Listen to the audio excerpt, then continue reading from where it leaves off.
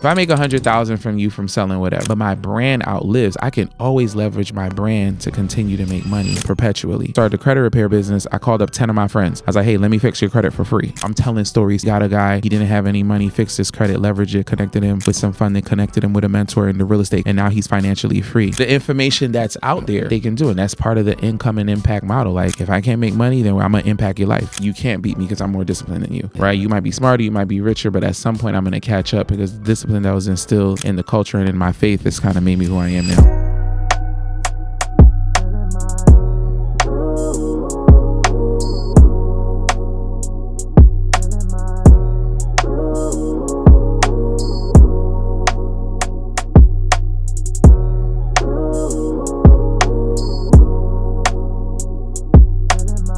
Welcome back to another episode of the Building Billions podcast. First and foremost, I want to say thank you.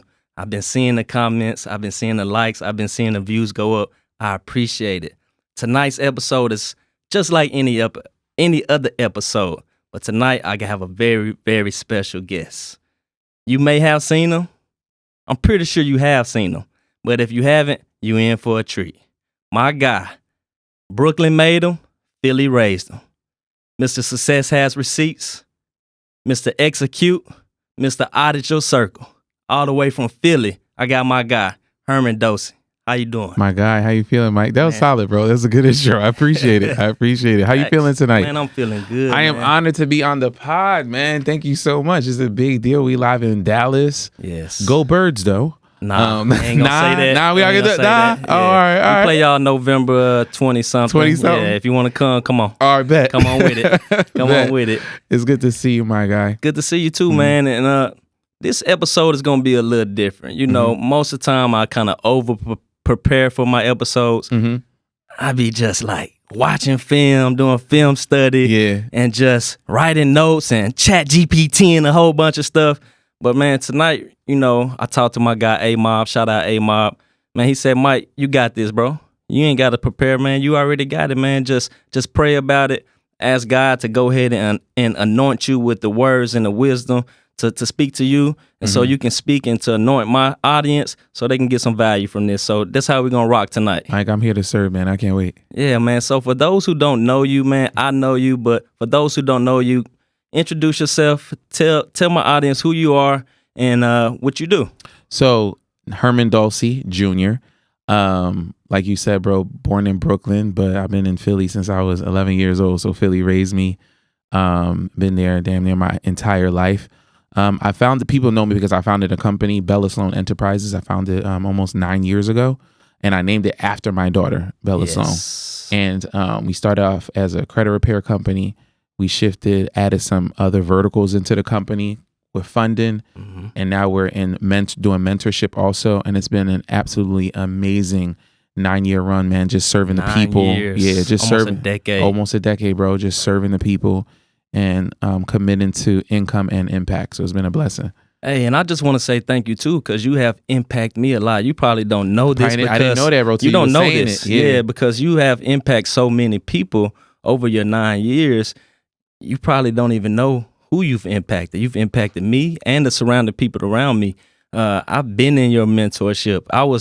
Long time ago, I was one of those guys that had a homie that, hey, man, can you give me that password so I can get in Herman's stuff, That's man? Crazy. Yeah, man. So I was one of them guys, bro. Yeah. Behind the scenes, just getting all the information, you know. But, you know, of course, I shared some value with him, too. We was kind of doing that both. We just learning, you know. Just learning the game, bro. Just learning the game. So thank you, man. You have inspired me and gave me so much value in my business. And I take some of your teachings and teach other people directly from you. So thank you, man. You have a catalog of wisdom, and man, just this moment is very, very special to me because, bro, I've been watching you for years, man. Thank you, man. Watching you for years. It's an honor, bro. It's an honor. Trust me. So you say you named your company after your daughter, right?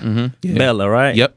So I know, like, you probably named it like, I want to name my company after my daughter, but there's some strategic reasons behind that. Let's just jump straight into that. Oh, yeah, bro. So one of the first reasons, bro, is just assets, right? I want to pass down something that actually belongs to her. I have a second daughter, too. Her name is Olivia Moreau. So I named the company after her too. And then I also created 2 foundations named after my kids. The Bellastone Foundation, the Olivia Marone Foundation. And bro, it's just a wealth play, a strategy play that people who are way smarter than me and got way more money than me talked about building assets, intellectual property, and being able to pass those things down to my kids. So it's a vanity play too, but there's business strategic things behind it. So the revenue from the business flows into the foundations. You get the write-offs. You get to do good in the community. It's just an overall important structure that we've built, not only to have the asset, but for protection for everything that we're building. Where'd you learn that from? Oh man, my mentors are online just like you, bro. Okay. Mentors are online. One of my amazing mentors, Sanika Weaver, she's my real estate mentor. Marcus Barney was one of my first credit mentors, and YouTube University, that's my business funding mentor. And then you go down the whole with Myron Golden, and then Lavon. Idealette, that's my attorney. She really gave me the whole structure and game of protecting your assets, passing them down tax-free, leveraging life insurance while you're alive, to pass down the assets to your kids. So it's so many mentors, bro. Dope. That's dope. That's dope. So you've been doing this about 9 years. Yeah. What were you doing 10 years ago? Okay, so 10 years ago, bro, I was somebody's social worker making $27,500 per year, bro. Had a whole degree, and that's what I was making. So 10 years ago, I was doing that. And then I got into my first mentorship ever. I paid this dude, I think it was like $5,000. He taught me how to test software for a living. And after I finished this class, it took like 6 months. I got my first 6-figure job. I've been addicted to mentorship ever since, because I went to college, paid them $86,000, and I came out making 27. So the math wasn't mathing, right? Making 27, I got the debt, had to buy a house. You got to get a car, because we found the blueprint of the quote unquote American dream, bro. But the math just doesn't make sense. The marketing of the American dream is amazing, and that's why we bought into it. But then when I started to trip into mentorship, the ROI was so much more significant for me, bro. I just been down that rabbit hole ever since. So social work first, and then I became a software tester, and then I quit my job and I bet on myself. Speaking of the American dream, I know you go by Haitian CEO. Right. Were you born here in America? Yeah, so I was born in Brooklyn. My family, both my parents are from the beautiful island of Haiti. And so I'm first generation. But, growing up in the house, my parents are like, you're not American, you're Haitian. They used to always say that to me. They're like, you have 100% Haitian blood in you, don't forget it. So they used to always bang that into my head. But, I rep my culture, the island that gave me my roots and all that stuff. What was it like growing up from with a Caribbean household? Strict as hell. Bro, my dad, rest in peace, strict as hell. So you got the Caribbean situation and you got the church situation. Bro, it was tight. I wore a tie 6 days a week because I went to private school, right? So Sunday in church from 9 to 7, I'm not exaggerating. So Sunday school, then it's church. Then you go home to eat, then you come back for youth study, and then evening service. I'm in church all day, and then Monday through Friday, you got a tie on. When I got to college, bro, I had no gear. I had no clothes, because the only time I could dress down was on a Saturday. It was crazy. So it was super strict, but it's the important foundation of my life and having a North Star. And I tell people all the time, you can't beat me because I'm more disciplined than you. Yeah. Right? You might be smarter, you might be richer, but at some point I'm going to catch up, because the discipline that was instilled in the culture and in my faith has kind of made me who I am now. And did you grow up with other siblings? Oh yeah, so I'm the oldest of 3. Okay. My brother Kevin is the baby, Kevin Dulcie, and I have my baby sister Kara. So it's just one girl, so she's the middle child. Nice Haitian family. Nice Haitian family, man. Nice. What type of dinner do y'all eat, like in a Haitian household? What type of dinners? You know what's interesting? I get asked this a lot, right? So the dishes aren't as different than any other culture, right? It's the seasoning. So we get rice, we get chicken, you get the pork, you get the guyo, you get the tasso, which is the goat. So we have those different flavoring, but the seasons will make it different. So my brother, he owns a restaurant in Philly, Taste Cheesesteak Bar, right? Okay. And it won the number 2 cheesesteak in Philly last year, right? And he's only been open 18 months. And the reason why it happened behind the scenes, my mom is the one that seasons the meat. So when people were like, "Yo, this is the most basic tea. This tastes amazing." I remember one time, the growing pains of starting a new business. He didn't have salt, pepper, or hot sauce, and he's like, "Yo, what type of restaurant is this? I ain't got no ketchup for the." And my brother was like, "You're not gonna need it." He's like, "No, I need the ketchup." He's like, "You're not gonna need it." He bit into that joint, bro. And the season, it was everything, man. Shout out to moms. Shout out to moms. That's a secret sauce. Every Sunday, my brother come and get in the vat of Haitian season to season the meat. Does she still season the meat? She still seasons the meat. She still makes it. Yeah. Yep. Wow. Mom's on payroll. Wow. Mom's on payroll. I don't think a lot of people knew that. No. Mom's on payroll. So I was like, make sure you write down the ingredients, Kev, because she ain't gonna be here forever. So make sure my sister knows it too, because she manages the restaurant. That's dope, bro. That's dope. Nice little family business y'all 100%. got going on, man. 100%. So you went from social worker to software, and then when did you quit that software and jump straight into like full entrepreneur? So that's an interesting story, bro. So you got time? Man, I got time. So how that story happened was it was a guy trip to Costa Rica, right? It was like 12 of us, right? And we rented out this beautiful compound. It wasn't a mansion, it was a compound. And stuff over there is super cheap. So you could look like you flexing and doing crazy things. And it was probably one of the best trips I've ever been on, right? I come back home and I'm working in a cubicle, right? I still have a 6-figure job, but I literally felt the cubicle like closing in on me, bro. I felt a physical distress of being there. At this point, I think Bella Sloan's like 2 years old. I'm taking phone calls in the closet like, "Yo, it's Bella Sloan Enterprises. Like, I can help you," right? And I was really disciplined with the money. So what I'm about to tell you guys, I saved up a year's worth of salary. So take the advice I'm gonna give with a grain of salt. So I had a year's worth saved up, right? And then I was talking to my mans about it. I was like, "Bro, like, I feel sick being back at work." He's like, "You should pray about it. You should fast about it, about your next step and your next decision." So my next decision was, I was like, I'm gonna bet on myself, and I really should quit this job. So day 1, pray, fasting, right? We not eating, we just drinking. Day 2, it took 2 days. Day 2, my man Fitz, shout out to Fitz. He texted me a video by Gary V. And in the video, there's a dude as kid. He's like 21, 22 years old. He asked Gary V, "Hey, should I quit my job?" Gary V's like, "Yeah." And he was like, "Well, you're not going to talk about the logistics?" He's like, "No." He's like, "How old are you?" He's like, 23. He's like, "Quit the job." He was like, "Because you're young." He's like, "Fail quickly, right? You could always get another job." Right. And my man sent it to me. He didn't know what I was doing, what I was praying. That was a Tuesday. Wednesday, my wife hit me up, right? She calls me from work, and she was like, "Listen,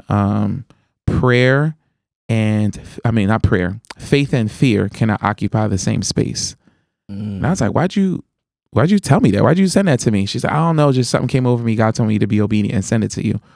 So that's Wednesday. Thursday, I turned in my resignation to my job, right? Right. Part B of that. Okay. That Friday, God's like, "I thought I told you to quit your job." I was like, "I did." He's like, "You didn't quit your job. You put in your 2 weeks." Right? Quitting your job is quitting your job, because you giving them 2 weeks because you're like, "Oh, you might need a resume later on." He's like, "You'll never need a resume again. Quit your job." So I went to the office the next day and I handed in my laptop, and I was like, "I'm not coming back." My mentor, who I brought up before that, Sanika Weaver, because I didn't have a job, she's like, "Yo, what you doing Monday?" I was like, actually nothing. We got on a plane, bro. We went to Florida. I saw her go to Chase. I saw her go to Regions, and I saw her go to PNC. And she raised $250,000 in business funding so she could do some development in real estate in Philly. Once I saw that, I couldn't unsee it. And that's when I added funding into the component of Bella Sloan Enterprises, man. So being obedient is put me on this podcast with you right now. The rest is history, as they say. Yes, facts. So you had already had Bella Sloan, the business, when you quit it. When I quit my job, yeah. And I saved all that money. I got out of debt, and so I had that money stacked up. So I was like, worst comes to worst, I'm able to pay all my bills for at least a year. So now I'm able to give 40 hours a week to the business.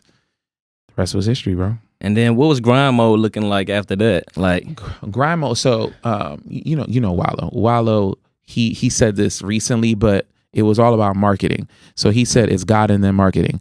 So I was given 40 hours a week to marketing the business. right? So, and that's what made people know me better. So how I first marketed my business for upcoming entrepreneurs out there, when I first started the credit repair business, I called up 10 of my friends. I was like, hey, let me fix your credit for free. They were excited about it. It's like, okay, bet, whether you know what you're doing or not, it's free. I took all of their receipts, because Success has receipts. I screenshot them, put them on Instagram, and market in the business, and people would DM you. And I was fixing credit for like $100, $200 back then. Okay. And then I was getting a lot of leads. So every time I would get leads, I would produce 30, 60 days, I would have a new ad to put out there. And then the business has grown from there. And so that was like year 1 through 2? Oh, no. Year 1 to 3. Year 1, 2, 3? Mm-hmm. Okay. What does success has receipts mean to you? Success has receipts means it was birthed because we're online, bro. Yeah. And receipts looked like material things. It looked like the Rolex. It looks like the private jets.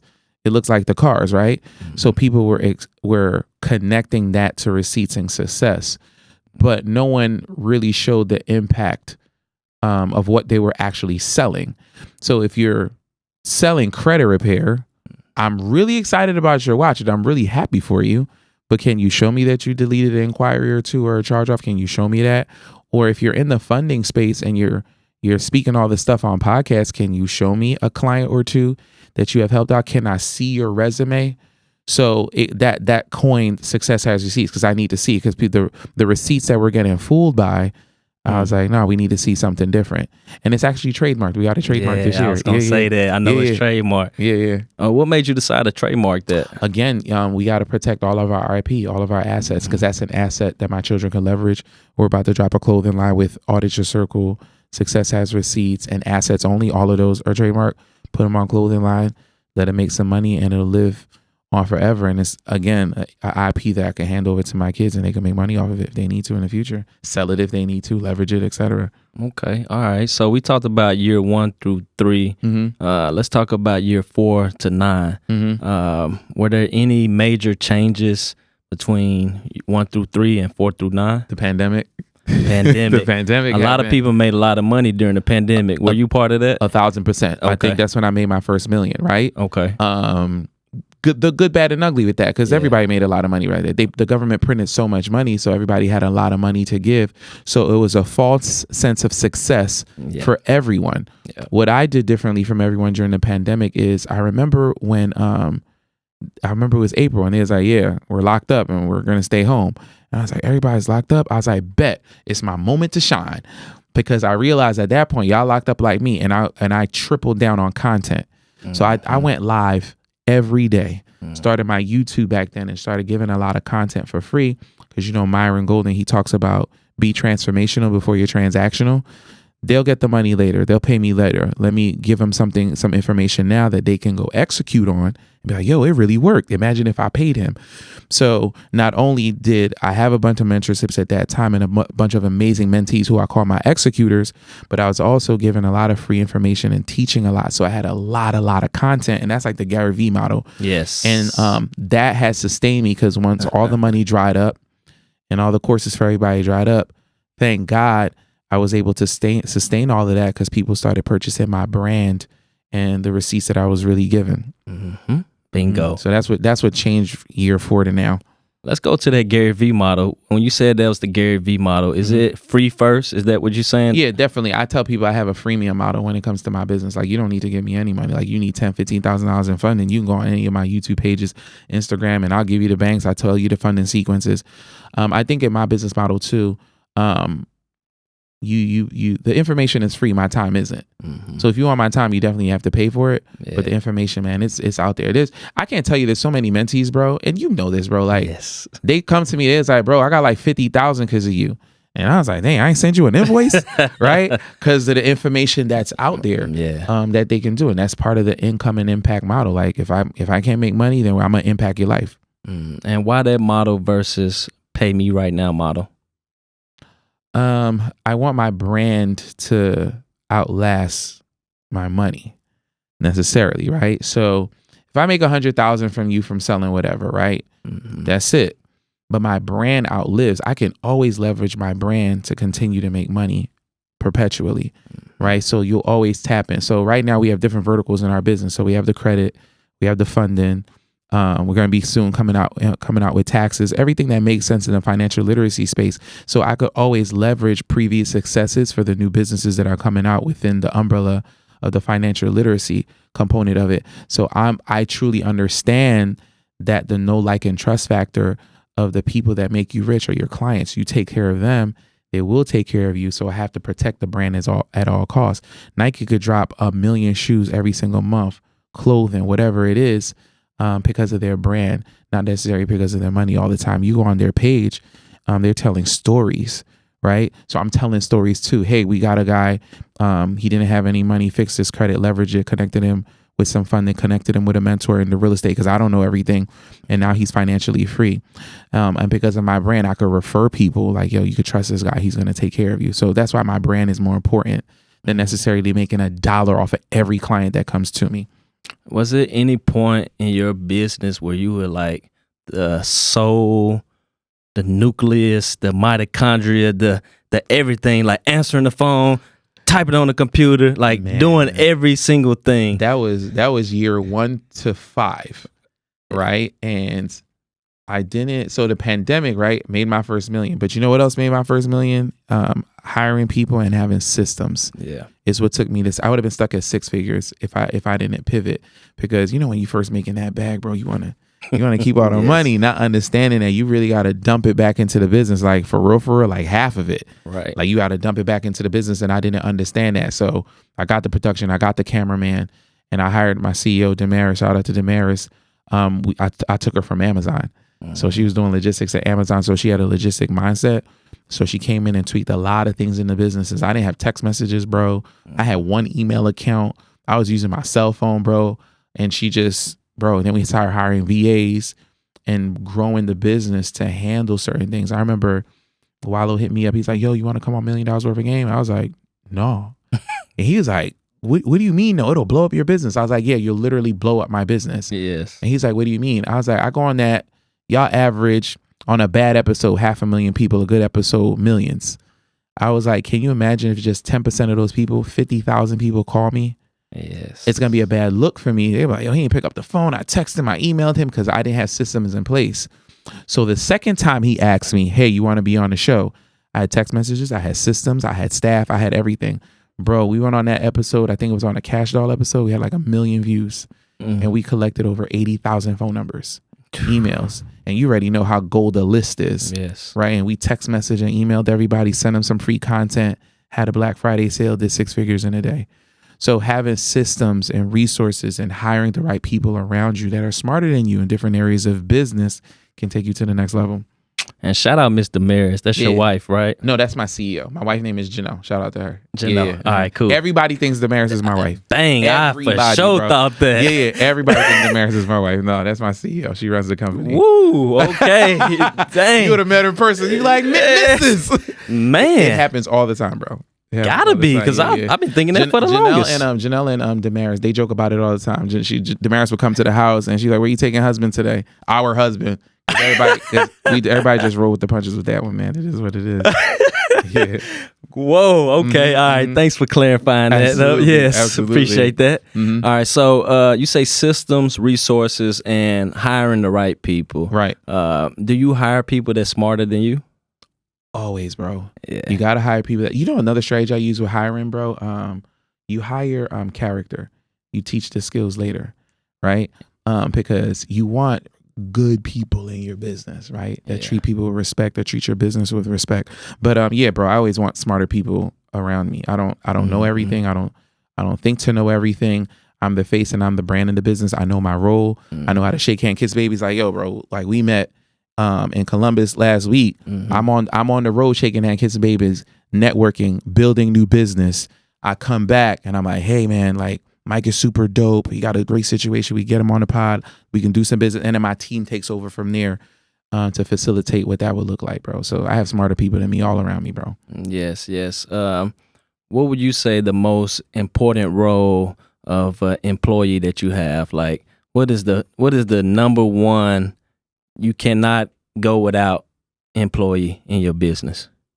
Like a position in my business right now? Yes. It has to be the CEO. CEO? Yeah, it has to be the CEO, okay. bro. She does everything? So she runs and executes on the business. Okay. But I have a security guard. I got a camera team. Yes. I got a marketing department. Okay. I have somebody that runs my YouTube. I have somebody that runs my TikTok. So I have somebody that edits all the videos. So, Yes. but you need somebody to run all that because I was wearing all those hats. I was the janitor. I was this. I was that. But I kept reinvesting it back into the business and continued to grow. Now, shout out to my guy Charles Schwartz. He's another consultant that we've added to the business because even Damaris has said, she's like, yo, I think I've taken you as far as I can. What we need to bring somebody else to take us to the next level. Okay. And I've been working with Charles for about 4 or 5 months now. He's introduced me to billionaires. He's introduced me to hotel developments. He's introduced me to things that I didn't think I would be in the rooms for. But getting that access and being able to take the business to the next level is going to be super, super important, bro. Big time, big time. I know, I love that. So are you checking things every day? Like, are you looking at everything in your business every day? Or you got to the point where you just walking, moving, and grooving? I'm 1 foot in, 1 foot out, right? Okay. So definitely, what'd you say? Let me see. Okay. Right. So I'll be like, let me see what's going on. 1 foot in, 1 foot out. But the goal is, bro, is to be on autopilot. And the only thing I check is the bank account to make sure the bank account hit. I want to definitely be away from the business 100%. Be a brand ambassador for the business. That's definitely the goal, bro. I can't wait for it. My dream, bro, and I say this every day, so I'm a manifestor one day, is to get a private jet, right? So the bank account gotta be perfect because I'm be on the jet all the time, and I don't care what the business is doing every day. Facts. I pay for peace, so I hire the people to handle what they hire. Pay for peace, bro. Pay for peace. I love that. I love that. So success has receipts, but also downfalls and pitfalls also have receipts too. Give me a time in your business in the 9 years that you kind of was just like, damn. Man, we got hundreds of stories of that. A big one, like one of the biggest ones. That I don't know if you ever wanted to just say, forget all of this, but if you did, what was that point? I have two, right? Okay. So I have a big one that people might be like, I can't relate to that. I've never lost some money like that. Then I have another one where I had to learn to pivot the business. So the first one is I connected with a gentleman out on the West Coast, right? Seemed like a good business opportunity working with NBA players. Scammed me out of $500,000, right? It was on credit, but still, right? It's $500,000. I'm still on the hook for it. And I didn't vet the deal properly. Because there's certain levels of business you get into, you get introduced to it, my attorney got to take over from here, right? And I just thought I knew it all, right? So that was a big deficit. That debt ended up on my credit report. I had like an 840 credit score at that point, right? My credit dropped to 700, dropped 150 points. Now you would think 700 credit score is still good, but not when you have a recent derogatory item. So can you imagine having a 700 credit score and can't move? So I couldn't. So I had to fix my own credit, right? I had to do my own bounce back.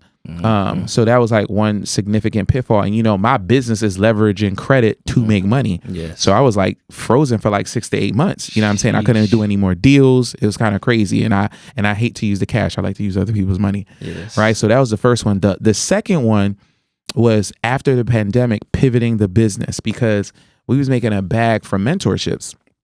Commercial break. So I was not a mentorship person. I really fix credit and we really do funding. And people were like, yo, can you teach me? I like, no, I don't want to do that. You need me to do it, I'll do it for you. Right. And one of my other mentors was like, no, bro, you should really teach. I was like, nah, because people that teach don't really do it. They just teach and they sell courses. Teach. Right. And then, but you have to give what the market is requesting. So the market requested it. And then we started Bellastone Academy. We started the mentorship and it went absolutely crazy. Yes. I think it was like $2,000. We raised it up to 2,500 people were still buying it. And it was an extremely good revenue stream. Right. Then after all the PPP SBA money ran out, right? That business model dropped 75%. It was crazy, right? Okay. But I was also still taking mentorships and learning things. And that's when the subscription model started to come out like, yo, you should really go subscription. I was like, what? I was charging people $2,500. You want me to charge $97 a month? Are you crazy? Yes. And then, but you had to understand, you had to pivot the ship or the business was just going to falter. Yes. And I had to understand that. So remember when I said I was on $1 million worth of game and we got those 80,000 numbers?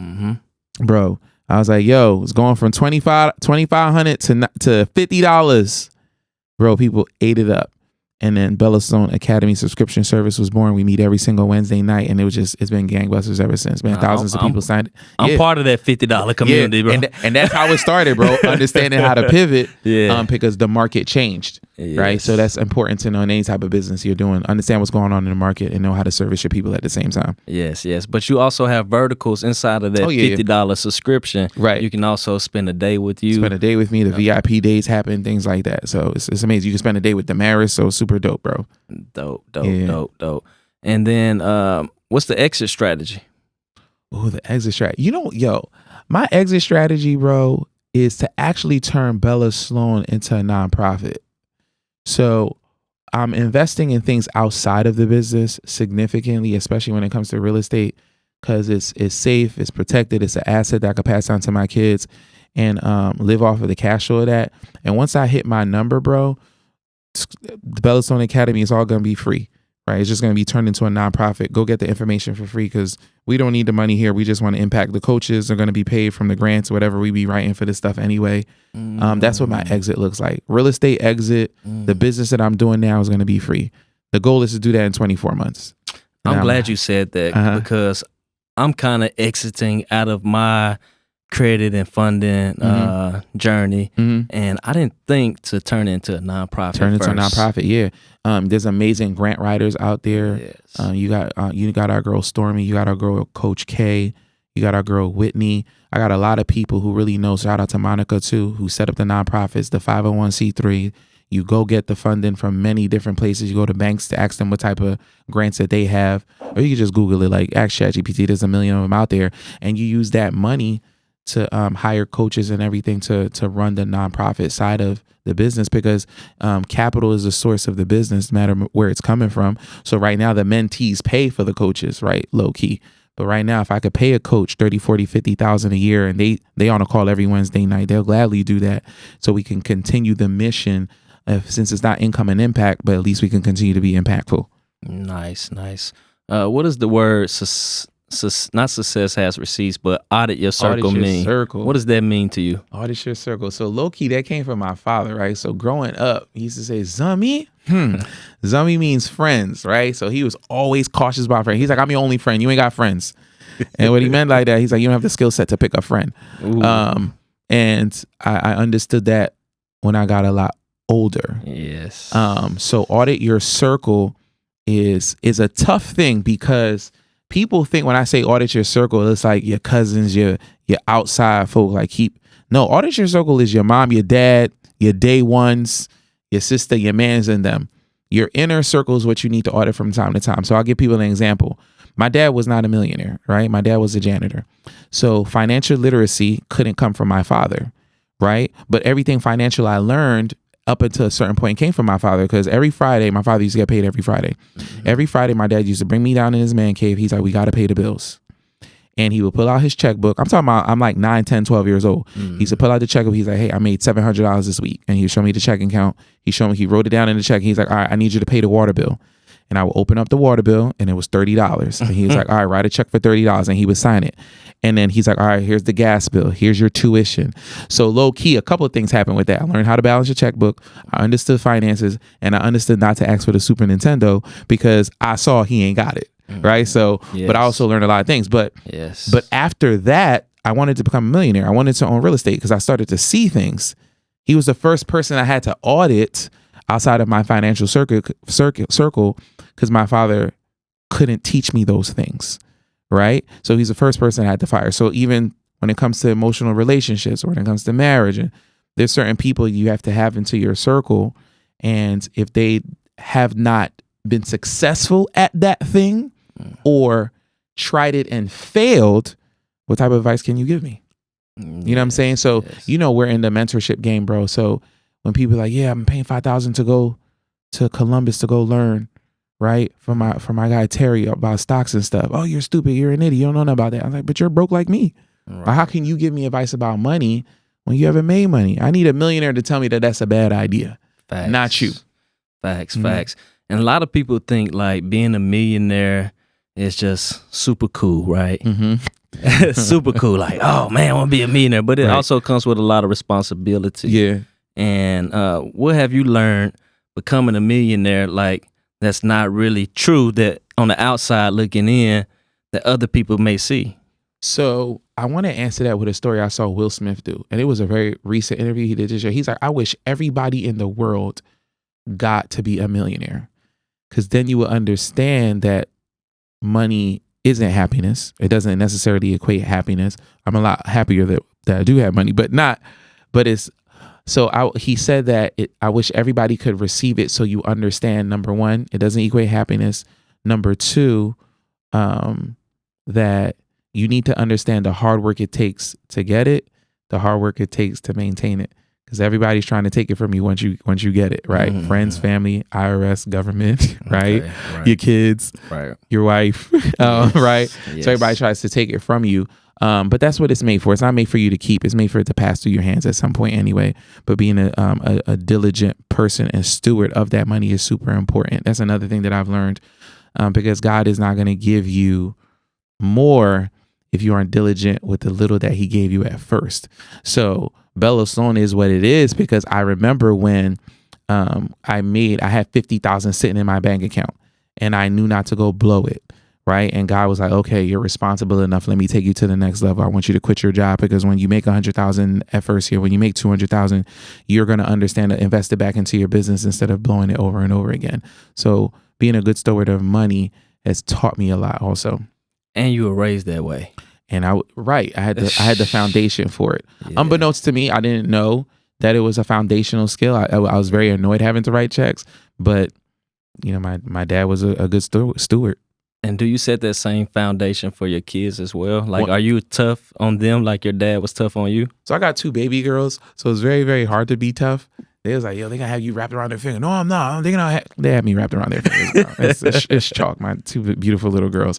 But I am tough, definitely, with the financials, right? Okay. They are not too young to understand what LLC is, a bank account is. I give them a card when we got to pay for stuff. I give them money, so when we go out, that they got to pay for it, and then I take it from them so they understand that, oh, do you really want this? Is it really worth it? Because I'm going to leave them a lot of resources, a lot of assets, and a lot of money, right? And if I'm not giving them that information at 6 and 7 right now, like, the story about the Vanderbilt family, 3 or 4 generations from now, that money's going to be gone. So it's important that, Vanderbilt, all that money is gone for that family. So I got to ensure that my kids have those assets. And you know what the word says? A good man leaves riches for his children's children. So I'm working on my grandkids now, because my kids are good, right? But passing down the information is also riches for my children too. Right. And you say pay for peace. Mm-hmm. Man, I see you in the mornings, bro. I check your IG. You walking around, got your vest on, man. You looking quite peaceful at that moment, man. In your fitness journey, bro, like, you looking slim and trim, bro.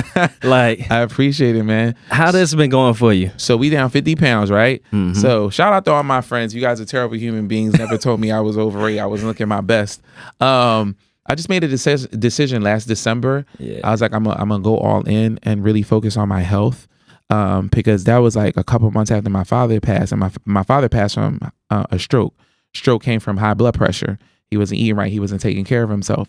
And I had kids later in life. I'm 44 and I have babies. I got a 6 and a 7-year-old. I got to be around. Yes. You know what I'm saying, bro? I got to be around. And my mother helps take care of my children. Mm-hmm. So I want to be able to do the same thing for my children. So if my kids have kids when they're 30, like, I'm going to be older. So I want to be able to be vibrant. Yes. I want to be able to be healthy.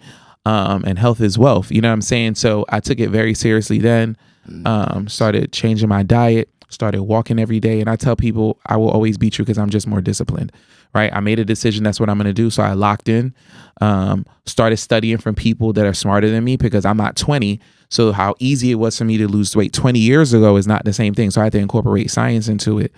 And my walks, bro, when I found out just walking was a big deal, I was like, well, that's easy. I can definitely walk. And my walks are like an hour a day, bro. Okay.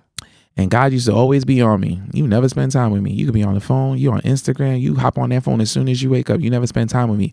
I started leaving my my headphones home, so there's no distraction. So I wouldn't listen to music or nothing, and be in the solitude and the peace of my conversations with God every single day. So the morning walks are more than just what you see on the gram, bro. It's for health.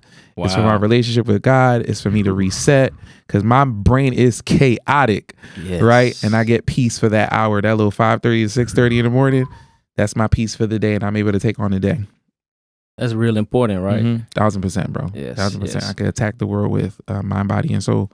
Man, hey, I hope y'all getting a lot from this. You know, we could be talking about credit. We could be talking about business funding.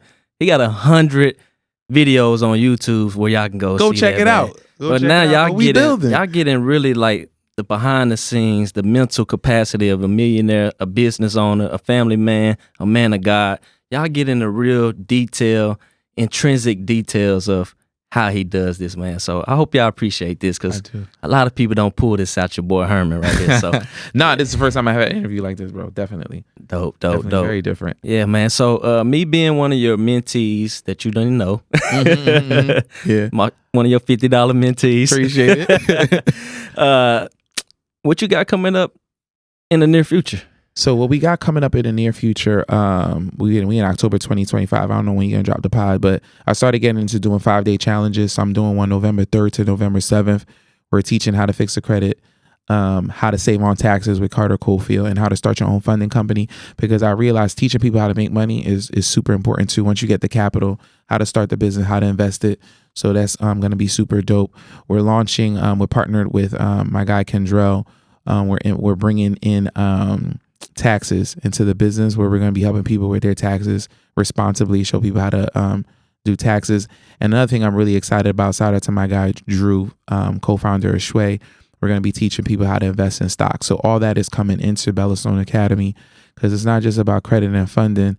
We want to teach people how to make money, how to leverage their assets so they can be free, truly financially free, and have options at this wealth game, bro. So if you're making 30, 40, 50, $100,000 a year, we want to show you an easier way to make that. That's not going to take 50, 60 hours a week of your time. So that's the 5-day challenge? Yeah, the 5-day challenge is going to do that. And then we have other verticals with the taxes and the stocks that we're going to be teaching in Bellastone Academy. So that's coming soon. Ooh, I'm looking forward to that, bro. I'm looking forward to that, man. We gotta build up the academy to teach more than just credit and funding. Yes. Yeah, that's just the necessity that you have to have. That's just a foundation. Right. Now that you got that done, well, what's next, Herm? What's next? The people asking for more knowledge. So the market tells you what they need. So I'm like, all right, let's bring in some people, some experts in different areas that are smarter than me that can teach you what to do. No, I love that, man. So I want to get to a segment of my podcast that I really enjoy. Okay. It's kind of offbeat a little bit. All right. It's called This or That. Okay. I'm going to ask you a question, this or that. All you right. got to give me an answer. Then you also have to tell me why. Okay, I'm ready. All right. So we're going to go something in your field, business credit or personal credit? Business credit 1,000%, because business credit 99% of the time does not report to your personal credit profile and then drops your credit score. So put everything in your business name. All right, cool. We going for profit or nonprofit? Damn, bro, that's a tough one. For profit or nonprofit? Okay, I'm gonna go nonprofit. I'm gonna surprise you. I'm gonna go nonprofit on this because I believe in impact, and you can use your nonprofit to save on taxes. So it's a wealth strategy play that the wealthy play with. A lot of people don't know about. So now that I said it out loud, go to ChatGPT, figure out what I just said. It'll blow your mind. All right, cool. We doing vacation to a beach or vacation out the country? Out the country every time, because it is important for us to see different cultures in the world, right? Because people think differently than you, different religions, different faiths, different walks. And we are citizens of not just the United States, but citizens of the world. So it's really important to see how other people think. You learn a lot more about yourself and about God's people. But I love visiting different countries, bro. Tasting different food is super dope. Yes, 100%. I have to agree. And I don't like the beach, quite frankly. I hate you ain't messing with the beach. I hate the beach, bro. I don't play with God's water. You and son, y'all ain't ain't messing with each other. I can't stand it. It's sandy, your toes, it's dirty out here. You're right. Get me on a flight somewhere else. All right, so we're going to go skinny in the Maybach or fat in the Prius? Bro, that's easy. Give me the Prius. Nah, skinny in the Maybach. Health is wealth. And in the back of a back, 100%, bro. I messed it up. You meant to say skinny in the Prius or fat in the Maybach. Skinny in the Prius. Skinny, give me 50 miles to the gallon. Yeah. 1,000%. Skinny bro. in the Prius. Skinny in the Prius. All right, all cool. day, every day. All right, bet. All right, so we're gonna go Allen Iverson or Kobe Bryant. Dang, bro, that's cold-blooded. AI or Kobe? Yeah. I gotta go with the culture on this one. AI every day, bro. Why? AI every day. That's Philly right there. Philly? That's Philly. Shout out to the 5-time rest in peace champion, but it's AI all the time, bro. Ooh, 100%. I think you're speaking from your heart. Oh, man. definitely. That's a hard decision out there. My mind telling me, bro, Okay. game on the line. Okay. Kobe, right? But I'll choose AI, bro. Yeah, AI, if you see him in Philly, You know what I'm saying? it. Pull up. Pull up. All right, cool. We going designer or no designer? No designer, bro. No designer. No designer, bro. Don't do it. Listen, Brandon is everything. Yeah. So listen, it's Louis Vuitton got you to spend. Don't get me wrong, I got pieces, Louis pieces, but nah, bro. Like no designer is preferable to me. Like if I don't have to, I don't need to. So definitely, yeah. Save my money. Save your money. Save my money. Save your money. Yeah. All right, so we're gonna go.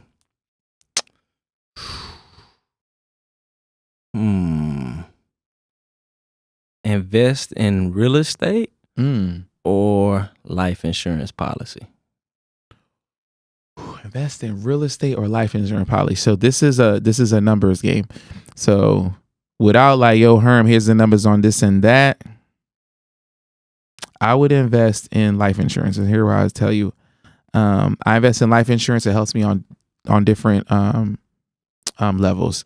If I had $100,000, I could put it into a life insurance policy, right? So now if something happens to me, my kids would get the death benefit of that. I can borrow against the life insurance policy, take out, let's just say $80,000, 80% of it, and I can use that $80,000 to go purchase a piece of real estate. So I've used the dollar several times if I invested it first into life insurance. Talk to your tax professional. Bingo. All right. Yeah. I got one more. Let's see. Mm-hmm. Front row at a 76ers game or front row at an Eagles game? ELGLES Eagles. All right, bro. Eagles game all day, every day, bro. Why? Oh my God. You know what? You know what it is, bro? In football, every game is super important, right? They just expanded it to 18 games, right? I have seats at the Sixers game, right? I don't go to all of them. I'm like, yo, you want these tickets? I literally, bro, I forgot the season was coming up. They already sent me my tickets. I already called some folks. I was like, bro, I'm busy all October. You want these tickets? If it was the Eagles game, no way. I'm there every Sunday. It's only 16 games and every game matters, bro. Every game matters. So you see how we won the game against Dallas opening, right? Opening. Barely won. Barely. Listen, a win is a win. A win is a win. We got to play y'all again. Yes. That first win was so important. Yeah. Just seeing it now, because let's keep it a beat. We're a week 4-0 team, right? And Dallas is looking good. So don't hype us up like that. No, man. I'm not capping. Dak is playing good. Yeah, but, right. Okay. So and they're coming into their own. They starting to feel themselves. They starting to figure it out. So if we lose that game, I'm like, all right, well, we 4-1, we 5-1 now, but it would have been 3-2. So that's why every game is so important in football. So every game means so much. That's why I enjoy it so much. And every play is important. One play literally decides a game in football. So that's why I enjoy it so much more. So now since you brought football up, I got to ask you one more. Saquon or no Saquon? Bro, Saquon. Oh my goodness, bro. Shout out to the New York Giants, the real MVPs of Super Bowl 59. Shout out to y'all, man. Saquon has been was amazing last year. We see when he's going to step it up this year, but he's been amazing. Yeah, man. So, man, hey, appreciate you for stepping in, man. Welcome to Dallas. I appreciate you, man. Is there anything that you want to give my audience before you leave? I want to go back to auditing your circle. Yeah, let's do that. It's we're in fourth quarter of 2025 when this podcast is being dropped and being recorded. And as we go into 2026, the decisions that you make now and the people that you have around you now will determine the fruit that you taste in 2026. So make the decision right now. We'll see you in 90 days. For those who want to hop into the challenge, how can they do that, and where can they find you? Oh man, they can go to the link in my bio, Haitian _CEO, and I'm gonna give you the link, bro. You can put it in the description. We'd love to see you guys November 3rd to November 4th. Definitely check out our free long form video on YouTube, Bella Sloan Enterprises. All my classes are on there. We love to be of service, man. Hey man, I appreciate you, Herman, man. As a mentee that you didn't know, hey, I appreciate that, bro. I appreciate all the knowledge and advice that you didn't give me from a distance, from behind the computer, man. Just know that you impacting the world right now, man. You're one of the top level entrepreneurs. Really, like 4 years ago, I was in Miami and I saw you walk across the stage at Marcus Barney event, and he gave you something, and he kind of anointed you as this man right here is the next man up. And I remember that, man, and I watched you, and I really just been attached to you since then, bro. So just thank you for being who you are, and keep impacting the world, man. I'm looking forward to continuing to grow with you, continue to follow your footsteps, because success does have receipts, and you have a lot of them. So I appreciate you for even being here, and stay tuned. We got to run this back. Thank you for bringing me on the Building Billions podcast, man. Continue success with you too and your amazing family. I look forward to being of service any way you need, man. I'll talk to you soon. Appreciate it. Hey, stay tuned, man. This episode was amazing. If y'all want to see Herman back, y'all just let me know. One call, he'll be right back. I may even give him back to the I may get him some tickets to the Dallas and Philly game. And that way, if he loses, he got to put on a Dallas jersey. I'll buy him tickets right now if he agrees to do that. Yikes. All right, we gone. We gone.